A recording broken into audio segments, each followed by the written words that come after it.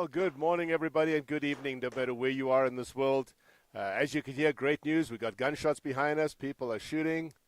This is one of the areas that we're going to cover today. I want to welcome everybody to our live stream. And yes, we had some technical issues this morning.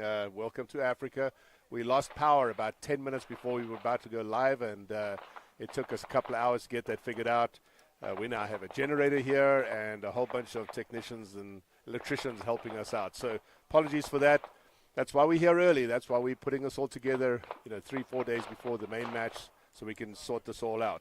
Appreciate all you guys' patience. And yes, we got messages from a bunch of you. We really do appreciate the feedback, and we'll do our best. So here's what we got planned for you guys right now. We're going to do a quick intro. We've got some, our stats are finally up, so we're going to show you guys stats here in a few minutes' time. We have 2 cameramen out there today. If you remember, yesterday we just had 1 cameraman, so today we've got both Trevor and Max out. So we're going to be able to show you 2 stages, and we also are going to be working on this. I'm going to say working on being able to pull up the scores of the shooter as it happens. We've been playing around with that for the last hour or so. IPSC has been basically giving us access to their scoring systems. Just letting you guys know ahead of time, we're still working through this, and a lot of this is new to me as well, but it's pretty exciting. So obviously this is the 2025 Handgun World Shoot. We're on day 2 of the pre-match. We are running, I think, all 4 areas today. Yesterday we only ran 3 areas. So far it's been pretty good. We're going to be able to show you some scores here in a second. What you guys are looking at right now, that's down on, I missed that stage. I think it was stage 6 or 7, down at the bottom of the range. We're getting to know, there's obviously a lot of stages around here. We have a bunch of American shooting this afternoon. I know my son Christopher is one of them. Probably from tomorrow we're going to be able to show you a list. We're working on being able to get that now and actually be able to pull up a list of all the different competitors and when they're shooting. So there you see our first scoring screen. So you won't be able to see this online. You're going to have to follow us. And by the way, when we go to a break, we're actually going to put up the scoring screens that we have so you'll be able to see. So this shows you all 30 stages. You'll see it is a live screen. It updates about every 15 to 20 seconds. The score you see at the top is the latest score for that competitor. So obviously if you're looking on the, let's just say the top left, that's stage 1, Bill Thorpe is shooting. It shows the squad numbers. It shows how many people still left on that squad. It's a really useful tracking screen for us. They're not showing hit factor just yet, but I have actually requested that, and so they're going to be working on that probably by later today or tomorrow. We should be able to see hit factor on that. But that's going to allow us to be able to track the scores as people shoot and so forth. I'll switch over to another scoring screen so you can see that. These are the stage numbers, obviously. So if I click on stage 1, it shows me the hit factor. So that's Bill Thorpe. Remember, we just talked about him.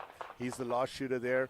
And if you look down at the bottom of the stage here, where I've got the cursor right now, yes, we're finally live timing all these stages. Now, there have been a couple of little issues on that. I'm wondering, I'm looking at Nico Konomakis there. That's the range owner's son. I wonder why he didn't shoot that. But you're looking at it live, so in many cases I don't have as much information as what they have on those stages, but we'll get down there. And you can obviously see the different times and scores. And when we get to the point where we get American shooting here in a little bit, we'll be able to pull those up and show you that as well. Again, as I said, we're kind of rolling through the scoring systems and showing you live as we are getting them from HQ. This is the first time this has ever been done at IPSC, and I really want to thank all of them for giving us access. It's one of the issues we've had. So this is the screen that we're going to leave live when we go to a break or when we're moving cameras or something. It basically shows you the 6 divisions. Now, you guys should know, open, standard, and production is what you're seeing. The other divisions, or it'll roll to that screen here in a second. It's showing you the top 25. So this is obviously the stages, I should say. So if you look down the left here, you have stages on the left. I can actually scroll down and show you all down to 30, but we don't have enough space on one screen. So we're going to show you the first 25 stages, then I'll move it to the other stages later on. So in Revolver, that division, stage 1, Alvin is obviously the top shooter there, the 3.8 hit factor.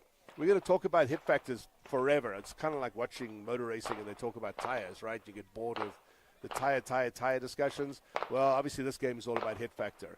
If you look at open, you'll see that Gregory Clement is on stage 3. He has the highest score in open. Christopher, my son, has a 9.2 hit factor on that stage. Gregory is winning stage 1, stage 5, stage 6. And now it's switched over to Revolver. This is a rolling screen. I don't have control over the roll of it. That comes straight from HQ, basically. And it's pretty cool that they've actually given this to us. They have a big monitor here, a big live screen down at the food court area. And basically, I'm getting that same feed that they have. We set that up this morning. We could also go through and have a look at the top shooters in each of the categories, and each of the divisions. So obviously, this is classic division. You're seeing overall down there. I'm not going to spend too much time on this. I'll go through this a little bit more in time, but obviously those are the leaders in those divisions, but this would also include the people that shot the pre-match. Here is open. Later on, if you look through here, so obviously we can't tell from this. Oh, they have added the regions. So I've asked them to add the regions for us so we can actually roll through. You'll see that Giancarlo, he's one of our ROs that actually is from the United States. He actually just moved to the United States. And he was on a course with me the other day, IPSC here in the US, which is really cool. So you're seeing his percentage. He has finished shooting the match because he's an RO in the match, obviously. And gives us an idea of what these scores are. I'm going to show you guys. Here's Conor Marcus, is Nico's son. There's Jose Vidanis. That's Jojo, obviously. Jojo Claudio Vidanis. This is open that you're looking at. So they've shot 2 sets of stages. Now, one of the problems we've always got in the score is we can't tell whether somebody has shot the entire match, all 30 stages, or they've only shot stages, 1 through 6 or 7 through 12, whatever. But I've actually asked IPSC to give us a percentage of match complete, right? Percentage of points complete. We're going to show that to you guys here when that shows up, probably in the next day or two. And that'll give us an idea when we're looking through a score. Here's one of our guys, Patrick. Patrick Krentz has been shooting this morning. So they have 2 stages, 2 zones in already, I believe. If I scroll through here, here's Christopher. He shot 1 zone, and so on. Obviously, Frank Gall was one of our shooters. We can obviously, I wonder if I could actually sort this. No, we can't sort this just yet. But maybe in time, I'll actually remember to see if I can get them to sort this according to region, then that'll actually be helpful to us. As I said, there's a lot of these things that we're kind of working through and so forth. All right, so we go out to some of the stages and have a look down there. I think our guys are down at the stages. I can't hear them, but they could tell us. So we're at stage 8 there right now.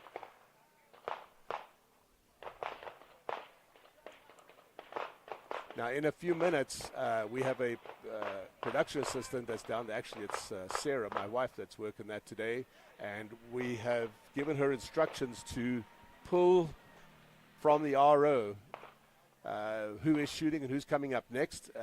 I can actually go back and look at this for a second.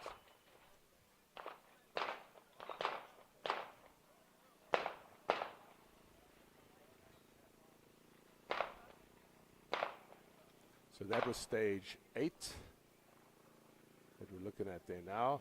And I'm going to guess, based on the score that just showed up on that stage, and I might be wrong, but we're going to get better at this, that was Muhammad Ali. Hold on a second.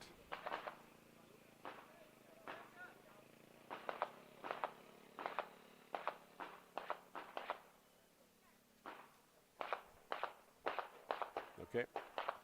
I just got told by my producer that we don't yet have the production people down there yet. We've just got a camera there, but we'll get there.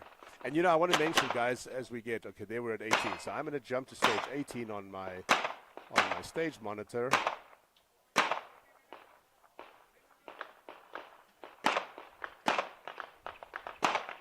All right. So Trey, if you want to switch over to the stats monitor and get Trevor to stay on that stage. Okay, so you can see that person just shot the stage. Now, of course, we might get unlucky and realize that he's not the... So if you look at the names that are showing up down there now, those are the next people that are coming up. This is a new feature. This is the first time I've actually seen this. Well, I saw it earlier on this morning when they were demonstrating it for me. But we will be able to tell shortly. That's the first version. The second version, when they update this, is I can actually tell what the shooter number is, and I can then go pull up their scores and show you the scores on the shooter number. Sorry, that was me that glitched that, not the stream. And by the way, while I'm on the subject with you guys, yesterday we did have some technical issues. Like I've said to everybody, we planned in the pre-match to run this for basically the entire pre-match so we can get to the point that when we hit the main match, we're actually totally on top of this. 95% of what we're doing here is new to us. We basically are forging a path ahead, and we're in the middle of nowhere, so we're having to rely on what we brought with us. And so we'll get better and better at this as we get into it. I'm not going to be the only one commenting. Right now I'm just doing it because Shannon is on his way in. He actually landed last night, and we have some other people that are going to be helping us out. But we're going to kind of take turns between us, so you won't have to listen to me the whole time. All right, so, and you see we also got a little bit more shade where I am. Okay, this is a right-hand stage, strong hand only. There are 4 one-handed stages in the match, 2 strong hand, 2 weak hand. We had an interesting thing this morning with George, one of our guys, where he is not able to shoot with his left hand, with his strong hand, and so he had to shoot one-handed weak hand.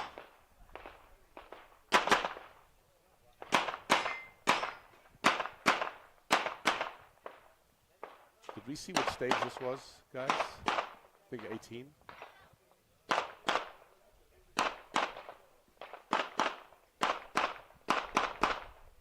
So as I mentioned yesterday, if you guys didn't hear that part of it, so we in the production vehicle are on the far south side of the range.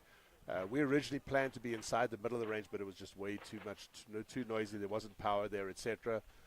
So now we're on the north side. So we're actually running this from a monitor. So what you can see on your monitor, I'm seeing. I'm not actually at the stage. We will eventually, when we have enough transmission distance, be able to work from the stage.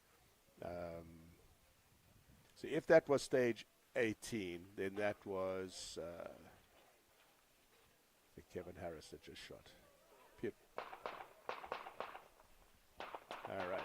So we have 2 cameras out there. I can't tell from here which one is on which. We're going to have a way that I can figure that out in due course. I was talking earlier on about the technical side. So obviously we're still figuring out a lot of these things of how we can actually do it. The cameras have a very advanced transmission system. We're using broadcast transmission. We were going to run Wi-Fi, but we were too nervous of it, and so we bailed out of Wi-Fi fairly early on and went to this. Here's 18. Okay. So 18, they're doing a walkthrough right now. That would explain why I wasn't seeing scores changing on 18. And I'm going to stay on 18 on the stats side, so we'll actually be able to see. We'll have a look and see live whether this works. So that's 18. That's obviously the last person that shot stage 18. I'm just going to refresh that again. Yep. So at some point here, any minute now, this is going to update from the tablet, and it'll show this squad. I don't see any Americans in that squad, just looking at it from here. But we're going to be able to track. They're setting up something for us in ESS so that we can track where all the Americans are, and so it's easy for us to broadcast when they come up. Again, we only have 2 roving cameras. We might have a third at a later point. Walkthroughs are pretty fast here. Some of the comments that came out of yesterday that were really interesting is that, wow, that's really quick. Yep, well, it is. And remember that the walkthroughs often, they say 3 minutes, it's probably more likely 2.5 minutes because they clear the stage and give the first person an opportunity to walk the stage on their own, so there's competitive equity between the people that have a walkthrough capability during the actual stage, as opposed to, if you're first up, well, tough, you have to walk the stage with everybody else in the way, and now you never get a chance to see it. So they give you a chance to do that. So your 2.5 minutes goes by pretty fast. The stages generally are fairly easy. There's not a lot of memory stages in IPSC. You can see they've given the 1 warning. It's all run very, very strictly. In fact, a lot of the comments from yesterday from some of the first-time shooters. So remember, we have, I think, 61 or 62 people that are shooting a world shoot or shooting a match outside the U.S. for the first time. It's very new to them. And some of the comments that came out here says how fast they're able to score and run these stages.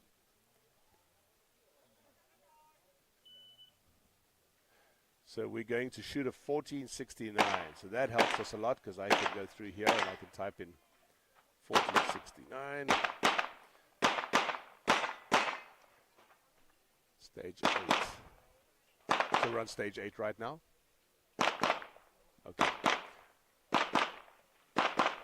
So if you guys, if you want to just switch over to stats just really quick, just for a second.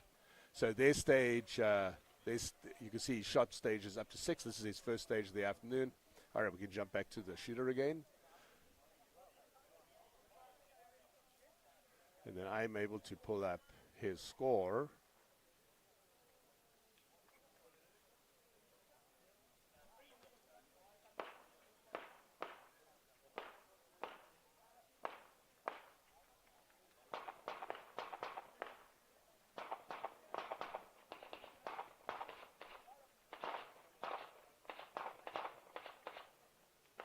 So remember that if you're shooting strong hand unsupported, you are allowed to reload with your weak hand, as well as clear malfunctions with your weak hand.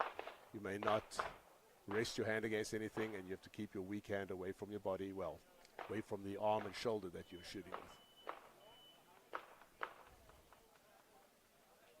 All right, so here in a second, when they're going to score his target. By the way, a really good idea, if you notice that he's on the left side of that stage.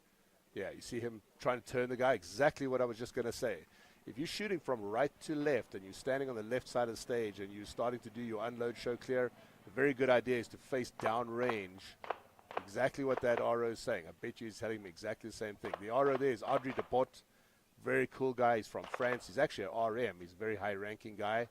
And he kind of helped him out a little bit there. I love to see that because he's going to save that guy. You know, that if you unload, show, clear, remember these guys are very hyped. Shooters are very hyped. You cannot believe the amount of stress and anxiety some people feel when they approach. You know, obviously this is their second day, but this is his first stage of the second day. And it's nerve-wracking, and it's very easy to make a mistake and break the 180 as you are doing that. There's a nice shot showing you stage 17. 18 is on the left-hand side of that. Beautiful range. It's a little warm today. You notice I have extra canopy because it was pretty warm yesterday. That was Troy in the background there. So Troy's working the thing. We have Troy and Danny here. They're both out on stage. Obviously, it's just me on my own. Yep, that's Troy. Say hi to Troy. Having team managers is a phenomenally useful thing. All right, here's the next stage. This is stage 11. We don't know who the shooter is. He's doing his little look. Remember, you can't take a sight picture in IPSC with a firearm, so he's allowed to look at that. Oh, this is still a walkthrough. I'm assuming he took his gun off to do this, so he didn't drop the gun in the dirt if it fell out of his holster. We don't have holster test anymore. In many cases, in that 3-minute time that you have, in the old days, we were running 12 or 16-person squads. Well, 16-person squad is a lot of people on a squad.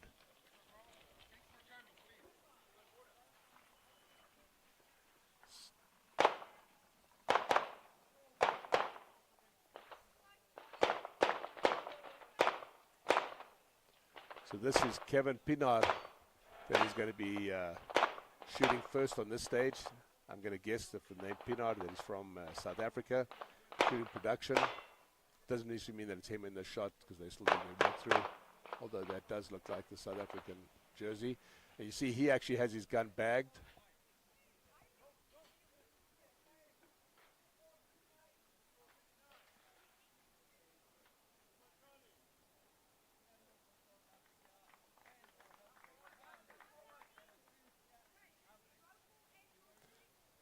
I don't know this, but I have a suspicion he's telling me to go put his gun on in the safety area. Maybe. Yep, it looks like that's what's happening. That'd be an interesting question for our rules people. I mentioned we have Troy here, and we also have Danny Olstead here. Danny is an Aroa certified range officer. and he's one of our team managers. Him and Troy are the two team managers. Very useful having them. I probably had a dozen questions this morning on the technical side sent to my phone, and we basically have a rule here that Troy and Danny answer all the technical rules questions, although I do know most of them, not all. So I'm going to guess that they said you can't bag your gun at this stage. They run really quick with these stages, 2-minute cycles. Oh, no, there he's brought the gun back again, so maybe I was wrong.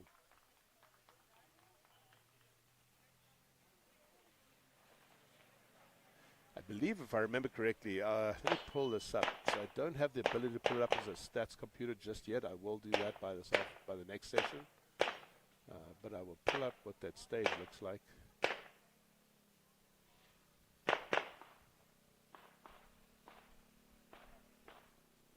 I had somebody ask me what kind of speeds we were getting out of Starlink here. So we brought the new high performance Starlink out with us, and we were getting about 400 megs down and about 80 to 100 up. So he gets the make ready. Remember, in IPSC it's load and make ready. And we're going to see him shooting stage 8, and this is Kevin Pidnard. This is his second stage of the day. In actual fact, I see he's got a stage 10 in here already.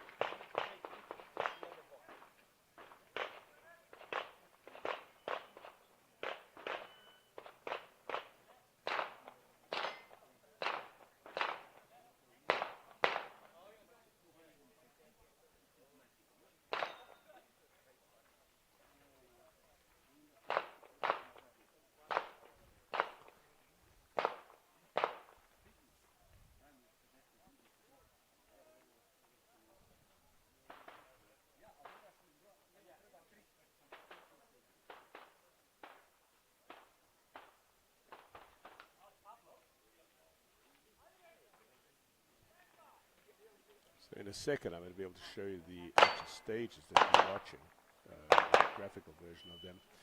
We had very nice graphics all made up and printed out prior to the match, and when we got here, they changed all the stages. So I'm cautious to show you. In fact, I'm not going to show you the graphics that we made up because they might be wrong.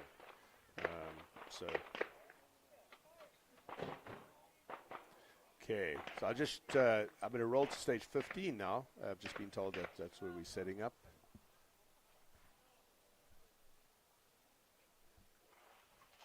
Okay, so we are on stage 11, 1099. You said stage 11.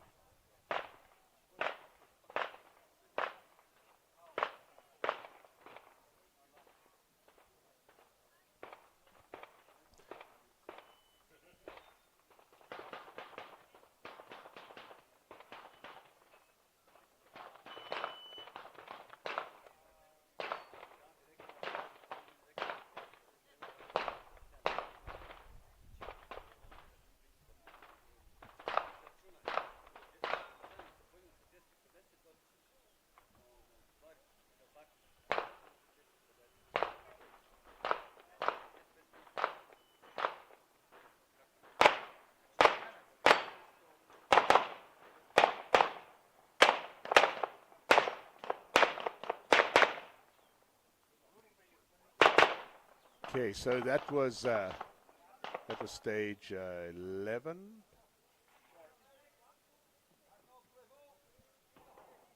Stage 11. So 11 is actually a 5 IPSC targets and 2 metal plates, 12-round stage. And as you guys saw, I was actually just looking it up. It's starting with the magazines lying in the one box and loaded firearm laying flat in the other. So there's no reload required, obviously, unless you're shooting classic 8 rounds. At that stage, 11.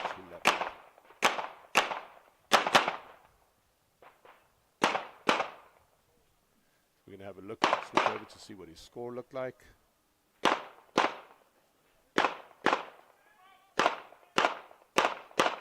So his score on that stage, if we can switch back to stats, we'll show you that's Kevin Pidnar that we just saw, 11:02. Oh, that was earlier. This was actually 10:99. I'm sorry, it's going to just stay on that, and I'll just switch over to 10:99. All right, there we go. He has not yet updated. It takes a few seconds, obviously. Literally, I'm seeing this live the first time I can actually do this. So that was stage 10 that he shot earlier.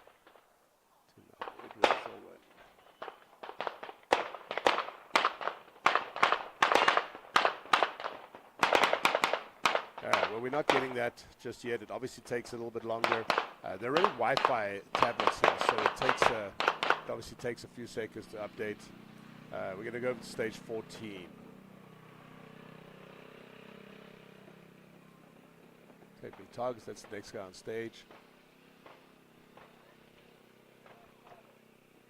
Okay. Okay. So we don't know who this is. Our production assistant is actually with the other camera. So we only have one person down there. As we get more into this, we have more people that have offered to come and help us. So we'll be able to deal with that.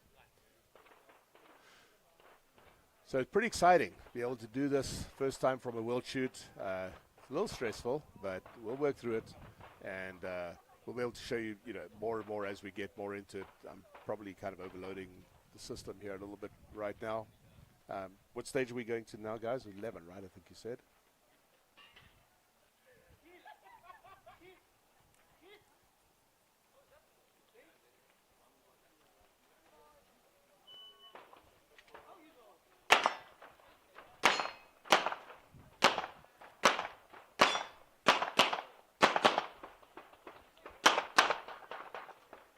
I'll never forget one of these stages. I shot a stage years ago, and it was on a pallet. You had to lie down just like this and shoot off the top of a pallet. And I remember putting my foot down on the outside of the pallet. It was pouring rain in Florida, and when I touched the outside of the pallet, next thing I knew, I had I think 9 procedurals for that.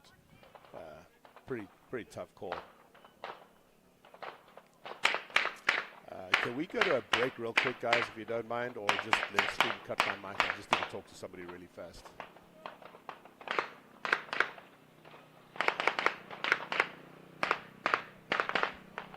I'm out.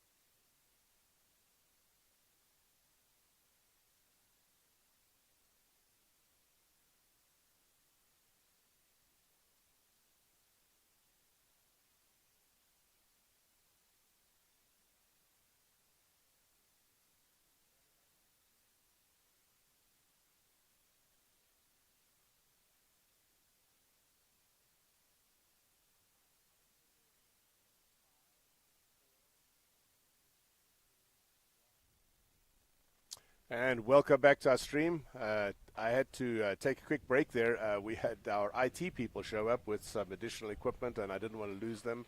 It's hard when those guys show up. You got to grab them and get it fixed up and so forth. But they brought some additional stuff, and they've also brought us a backup, or are working on bringing us a backup UPS. So if we have another power interruption like yesterday and today, then we have that. All right, so. If we go to our stats screen, I can show you just really briefly. In the future, I think what we'll do is we'll try and keep the stats live. You can see we've got some changes that have come in. A couple of people I see, Conor Marcus is in there. Stage 8 has taken over that. Christopher and them are shooting this afternoon on that same area, the stage area, which is obviously the second area, Area 2. They shot Area 1 yesterday. So we'll kind of keep an eye on that. Conor Marcus is a really good kid. He is the son of the range owner. All right, we're going to go out to some cameras, I think, now, some out on the stage.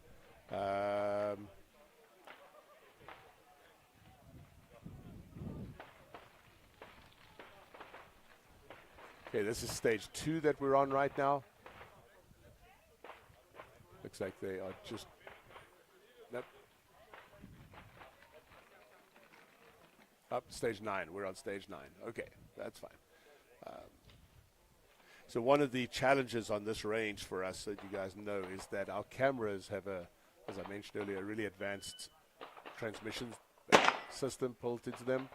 We don't have the same communications with our headsets. Our headsets don't go that far. So when we go to certain areas, we don't have the same level of signal. Most people probably don't care, but that is a problem for us. This is one of the South African shooters. There's a lot of South Africans in this match. When they opened up the pre-match, they really encouraged the home crowd to jump in. I believe there's around 550, 600 people in the pre-match. Probably a third of them are South Africans.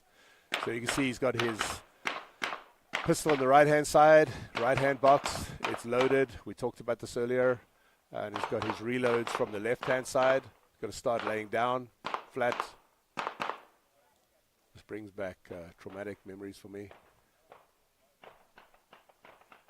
He had a malfunction there of some kind. Still got a malfunction. So these malfunctions are brutal. If you take a stage like this, malfunction of this stage is probably 20% of the stage.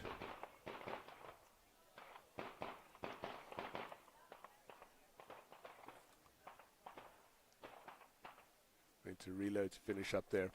Now that was interesting. I think he only fired one shot after his reload, so it's an interesting question. So we talk about this at USPSA all the time, and now I'm going to get a little statistical with some of you. When you have one more round to fire, you've already engaged the target, you have your gun runs dry, but you still have one more. That basically is 15 points that you're going to lose. That would be the equivalent of a mic, right? So that 15 points on a high hit factor stage, so if you had a 7.5 hit factor stage, for example, that 15 points would be the equivalent of 2 seconds. Well, you're not going to reload laying on the ground in under 2 seconds, so basically you should take the mic and just stop at that point. But in IPSC, you might have a 3 hit factor stage. In that particular case, that 15 seconds, that 15 points is worth 5 seconds. Well, you're probably going to reload in 5 seconds, and that's why it's very important that you know the hit factor of these stages going in. That was stage 8, right?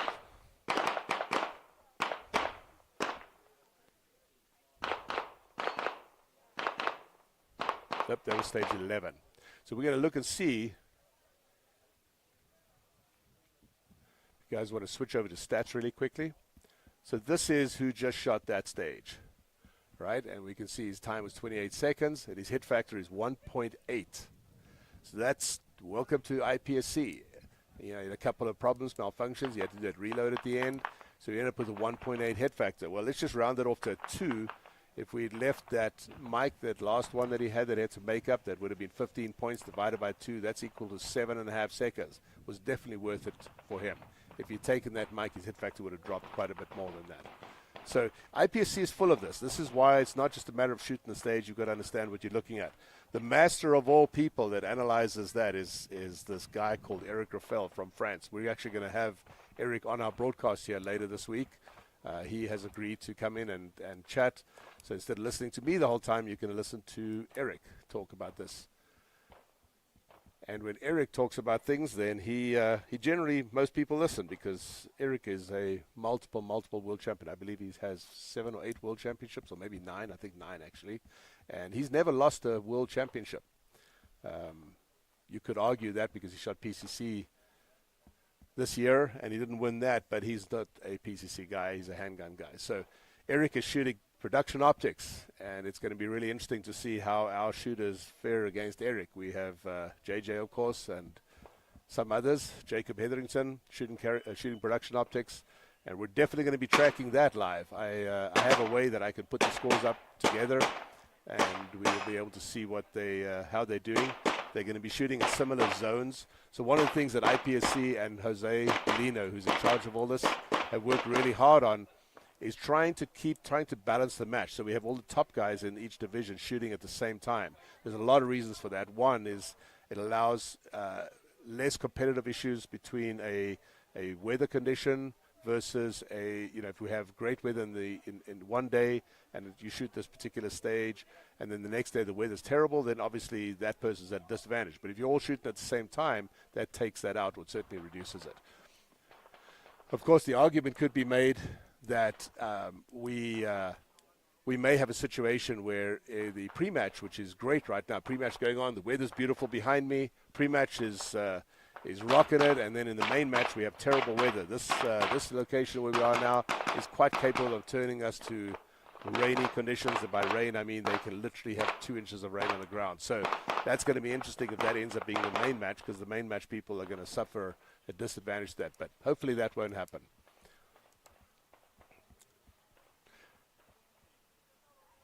This is stage 23.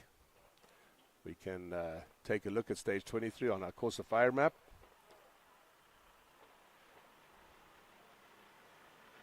If you want to switch over to stats real fast, I'll show them what stage 23 looks like. So there's stage 23. You can see it has 11 IPSC targets and 1 IPSC popper. Total rounds to be scored 23. Start position is standing as demonstrated. So this is typical in IPSC, where they don't necessarily show you the whole. They don't want to tell you what to do. They kind of just say, there it is, go shoot it, right? They will demonstrate the start position. One of the ROs will demonstrate that for us, and we'll go from there.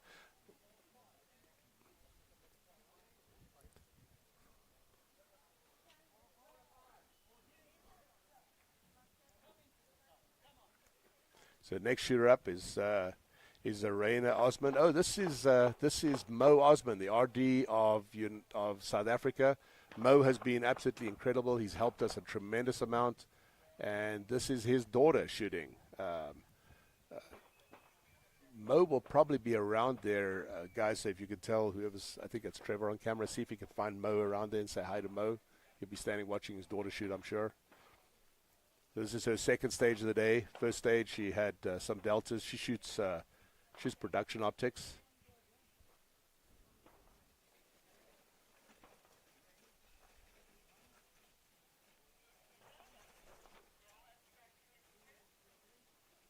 Range officer correcting her hands position, I'm assuming.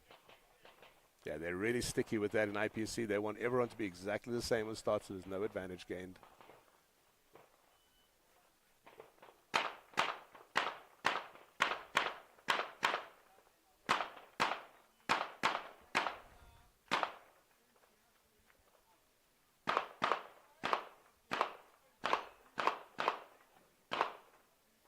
Swinger's not too bad back there. You can see it's a fairly simple swinger, over the top, but not too fast. Some of the swingers that we had at the IPC Nationals in the United States here a couple of weeks ago were terrifying. I think many people still have nightmares over those. So she finished. We don't know time just yet, but we will be able to do that later on. We'd not be able to do that probably this time around, but Special Pi are the providers of all the timing systems, and they are the ones that are providing them here. Yes, we do get sync timers, but we don't yet, this moment of time, we don't have access to the timers. We'll see that as soon as the timing screen shows up on our side. So that was 1475. I'm going to see if I can pull it up for us.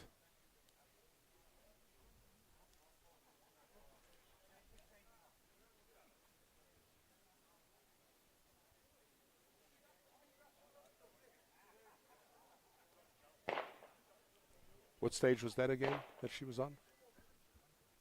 23.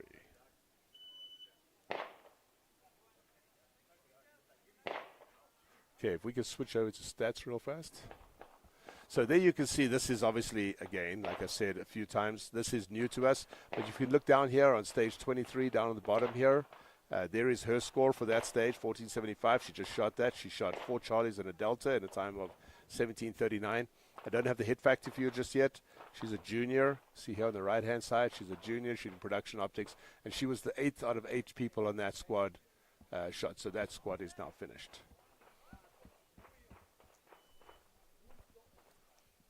I had our stats officer, Belina, was here a minute ago. I was going to try and grab him to come in, but I think he's just checking on us, making sure we're working.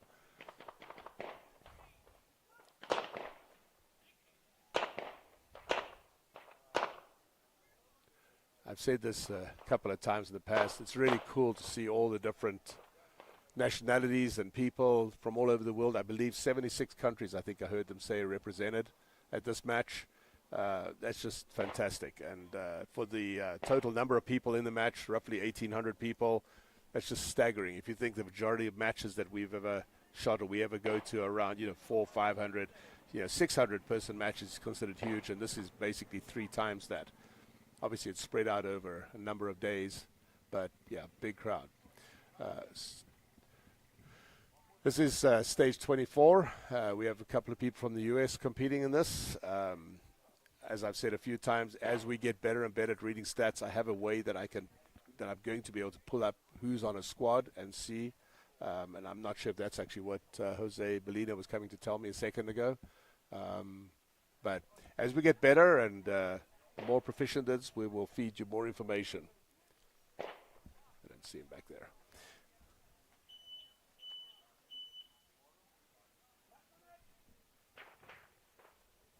While we're waiting on this, let's jump over to the open standings on stats.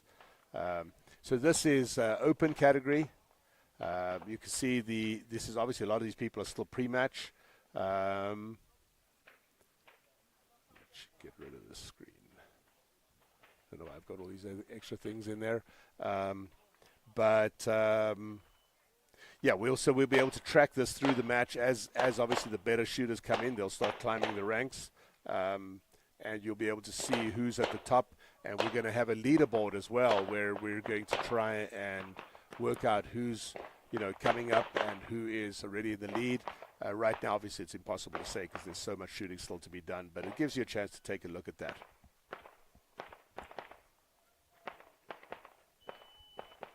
All right. I think we're going to take a short break. I'm going to put the scores up onto the leaderboard for you so that you guys can keep track of scores. I'll actually leave this page up. This is an interesting one. You can watch different stages.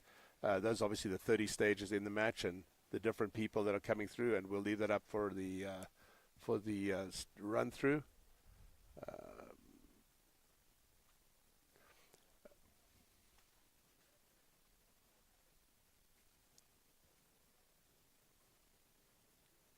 All right, there we go. Okay, stats page is up.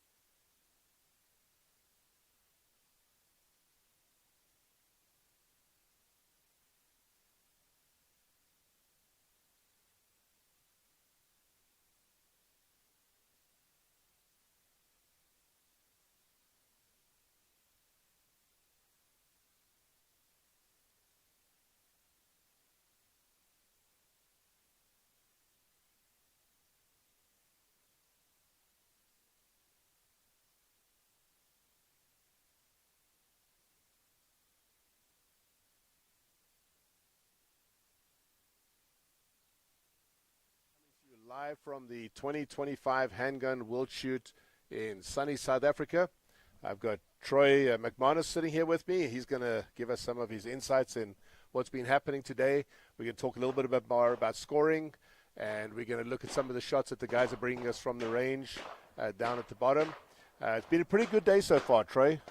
To our knowledge, no major crises. Right, so far pretty smooth. We have a couple questions about equipment. There's a lay flat on your face prone stage. That's how you start. And some of the people with revolver guys, right, with their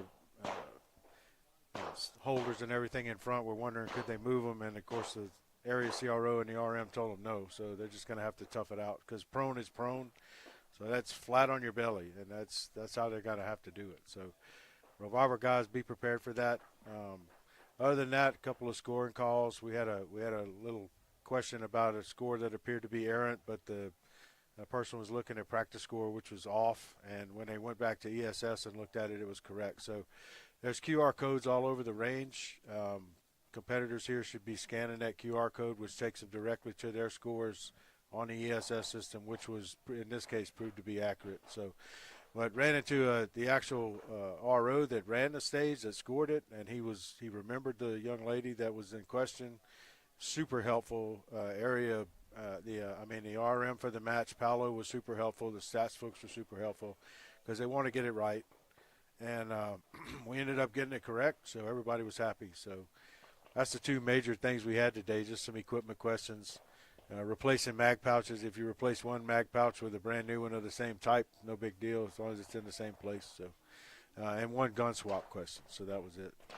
Well, that's pretty good going considering a lot of these shooters are new shooters. Right. And, that's something I really want to emphasize. We didn't talk about this much in the earlier session, but we have a lot of new people not just shooting this match, but also a lot of people watching out there that have not actually, certainly not shot any matches at this level, but that have not even maybe shot IPSC. Any kind of insight you want to give somebody who's watching the stream and is basically saying, it's something I might want to do? Right. So, like we mentioned yesterday, the range commands are a little different. Some of their rules are a little different. Equipment rules are a little bit different. So you'll see when they do stages, if you see them doing it, they'll do an equipment check prior to the stage being started, where everybody has to demonstrate where their magazine holders and all are, that nothing's changed. They have a card that shows that. If the issue is if you need to change something, it's very simple to do. You go to the area CRO and tell him I need to change a post. If you're a revolver guy, I need to add a post, and he will just simply mark it on your card. It's a simple process. The process for swapping guns is the same. You go to the range master and say I'm going to swap my guns. If both guns have gone through equipment check and they have the serial numbers recorded on the card, that's fine. If it's not recorded, he'll add that gun. He'll check it and add that gun to the card. And so it's very similar to what we do. We just don't use a card. Simple process, though. It's just making sure that you ask the right people and get permission to do whatever you need to do.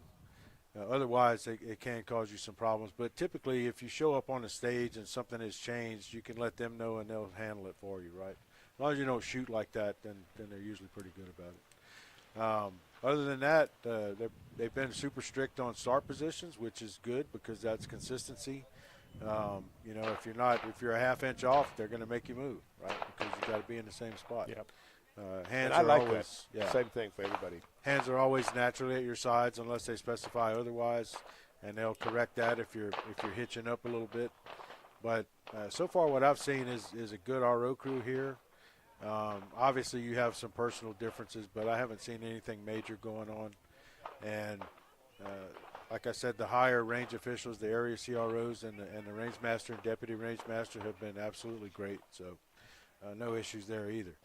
The things you worry about with IPSC is you got to stay within the fault lines. Obviously, that's a different thing than we do within USPSA for the most part. And equipment and range commands, that's about it. So they won't let you walk the stage like we said yesterday unless you're the guy on deck, or they're giving you your 4-minute walkthrough period. And that's about it. So let's go to the stats computer and we'll have a look. We have a stage plan up there. So this is the stage that they're going to shoot now. You want to walk everybody kind of just through it or talk about it? I'll move it down where you can see the stage description. Sure. So this is an IPSC long course. It's 32 rounds. Stage description is 15 IPSC targets and 2 IPSC poppers. 1 foot touching the mark. So in this case, that's all you have to have, audible start, and then at the audible start, engage targets, and that's going to be obviously from within the fault lines. This is pretty much a run and gun stage like we would see anywhere in the United States. Pretty much open targets. There's a couple partials in there. I haven't seen a ton of hardcover or no shoots in this match, and everything's relatively close, but they have some that are a little bit hidden. There's some that are, you got to stretch a little bit to get to them. I was surprised really that with the distances that they have here, with the targets being as close, that they didn't use any minis, but they haven't. So it's sort of a wide open run and gun match, and this would be typical of a stage that you would see in the States. Start in one spot and, you know, shoot them as you see them basically. So yeah, it's interesting that there are so few hardcover and no-shoot targets. All right, we'll just go back to that stage. Are we still there with the camera? 16, I think that was. Stage 16. They might have moved. There we go. So one of the things, you know, we've talked about this, and we're going to repeat quite a few things, obviously, because not the same people watching every day. So Troy mentioned this is a long course, 32-round course. They have 3 different types of courses, don't they? Right. Short, medium, and long. So short courses are up to 12 rounds. Mediums are up to 24, right, and long courses 24 to 32, nothing over 32. And their ratio of courses on any given portion of the match is 3-2-1, 3 shorts, 2 mediums, 1 long. And that's not a bad way to do it, because if your long course is running a little bit long, then you pick your time up on the shorts and mediums. And what they look for in timing is they look at that area time, the section time, not necessarily per stage time, right? Yep. So they'll know if the long course is running a minute or 2 longer, that they're going to make that time up. And as long as that entire area finishes on time or early, then they're consider themselves to be on schedule. But it's a fun way to do it. The short courses can be just as challenging as a long course, and you can drop points there too if you're not careful, if you're pushing too hard. So strategy for that is get your hits, do it as fast as you can, and get your good hits. But long courses are long courses, but the shorts and mediums can eat your lunch if you're not doing it right. Yep. I don't know if we could be able to go back to that stage 16 again. That's we had Paula, one of the Americans, Pablo, I should say, going to be shooting that stage on 16. Do we have a camera down there? 16. As I've said to you guys before, remember we're on the south side of the range, so we're quite a ways away from where the cameras are, and sometimes the distance makes it tricky for them to hear us from down there. I want to talk about something that came up yesterday in a discussion. You're not allowed to take sight pictures in handgun. You can do it in PCC, you can do it in rifle up to a point. We can talk about that another time. Right. But there was a question yesterday from Jay Slater on revolver. Can he take a sight picture, or can he look at? Okay, here we're back at 16 again. Just let's see who's shooting. Pablo's there. I think they're still doing.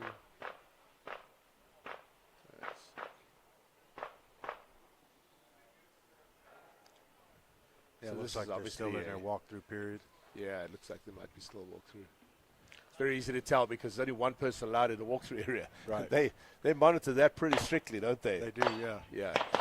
You can be inside. If you're on deck, you can be inside past their caution tape line. But if you're not, then only that on-deck guy is sitting inside waiting, and then you can get on deck once you can start walking your stage once they're started scoring. So Yeah, they're very strict. very strict about it. Yeah, and obviously, for those you don't know, level 4 or 5 matches like this, they have staff that are resetting the stage. Right. So there's no chance for you to kind of like get that extra sneak look while you're supposed Right. to be taping Supposed to be targets. taping targets. Yeah, you kind of walk down and think it's like, I'm taping this target while I'm walking the stage kind of thing. You can't game that. No. Which is good because it Right. keeps a competitive equity in line. And Right. And it's the same for everybody. So Yeah. that's the important part. They're not letting some squad walk forever and then some other squad not walk, and not letting 2 or 3 people get in there and essentially poach the stage. It's enforced stage etiquette is essentially what it is. But Yeah, good point. And actually, on this whole stage etiquette thing, So a lot of times when we used to have these big squads, it was a real problem because they would give you 3 minutes, but Right. you know it would take so long for the first 8 to 10 guys. There's 16 people on a squad. The Thailand will shoot, French will shoot, right. Greece, etc. And this particular time they've turned it around. Now they have only 8 people in a squad. That's a huge advantage Right. for us as competitors because you get a little more time to be able to see what the stage looks like without 15 people in front of you. And the pre-match, I think that's pre-match squatting, right? Main match will be bigger squads. Nope, eight Right. person, same thing. Same Eight-person thing, 8 squads, people? yeah. Wow. So that adds a little bit more stress because, of Right. course, they're doing an extra walkthrough. So you're shooting 4 schedules a day, 2 in the morning, 2 in the afternoon, instead of having an AM, PM schedule where you and that a lot of guys were saying last night after their first day, because again, a lot of new shooters here, that they were there for shooting for 2 hours and then it was done. Right, right. But the cool part about that is that you're not exhausted at the end of a half-day shift, you know, Yeah. especially sometimes for us older people, well, certainly some of us, you know, being out there for 6, 7 hours, you get to the range an hour early, 2 hours early. There's not much to do around here, so a lot of people are hanging out with the range. So you get to shoot, you get to hang out with people now versus you come in when you have the AM, PM shifts. You basically, most people show up early for the AM, shoot, and then they're gone. They go have lunch, they disappear. PM, similar thing. So I really like this format. It's something we should look at a little bit more carefully. Right. It does add 1 extra walkthrough because you're running, in effect, 2 walkthroughs in the morning as opposed to whatever. But that extra 3-4 minutes of time, 5 minutes by the time you're done, you can feed that into the rest of it, you know. The only other thing you have with an 8-person is that your stage time from stage to stage is 25 minutes. Right. So if you have any kind of mechanical problem, you're in trouble because you're literally going to be up within 20 minutes. It doesn't give you a lot of time to go fix things or re-zero a scope or whatever. So pros and cons to all this. But going back to the question that Jay Slater had, I wanted to bring that up. So he asked whether if he has a revolver, whether he can take a side picture. Well, technically, there's no side pictures allowed. Right. But you are allowed to point the handgun or point your handgun at the ground, to kind of see what your dot looks like. Right. There is a discussion. Sometimes people say, well, can you point it at the berm to see what it looks like in bright sunshine? The answer is no, unless you kind of get away with it. But you won't get away with that here. They have too many people watching, and they want to, you know, apply it equally. You may get away with it once because they'll warn you the first time, but the second time is going to be a penalty. And so the object is that you can point your gun at the ground and adjust your dot brightness, make sure it's on. With an iron-sighted gun, there's kind of no point unless you're just trying to see if your fiber optic's still there or even what it looks like. You can still do it, though. There's no prohibition on doing it, even if you've got an iron-sighted gun. But it's kind of you can't point it at a target or anything like that. And no dry firing. So No you can't dry go firing. click with a revolver. Yeah, none of that stuff. No. So, and even on an unloaded start, if they tell you it's an unloaded start and they tell you make ready, your gun just stays in the holster. That's the Brazilian crew that we had a quick flashpoint there with. They were real well organized. They got a tent here next to us. Right. We're going to try and have to talk USPSA into doing that next year. Get a big tent. Yeah, all their people come and hang out here during breaks, etc. Put a catering table in there. And, that's right. You know. That's right. So USPSA, you're listening to this, right? I hope you are. Keep it nice and comfortable for the competitors and so on. Right. All right, Troy, you've got to head out. You've got to go do some work on the range. We got our next group starting here in 15 minutes, so thank you for joining us again. You're welcome. My pleasure. And, we're going to take a short break. We'll I'll put some scores up for you guys to look at, and we'll come back and then finish up. Actually, I think we're going to finish up for the day right now, right? Is that what we said? Yep, I think this is it for the day for us. So tomorrow morning, 10 o'clock local time. That's 1 a.m. Pacific and 4 a.m. Eastern time. We'll be back. Thank you for listening. We appreciate you guys, and we'll see you all tomorrow.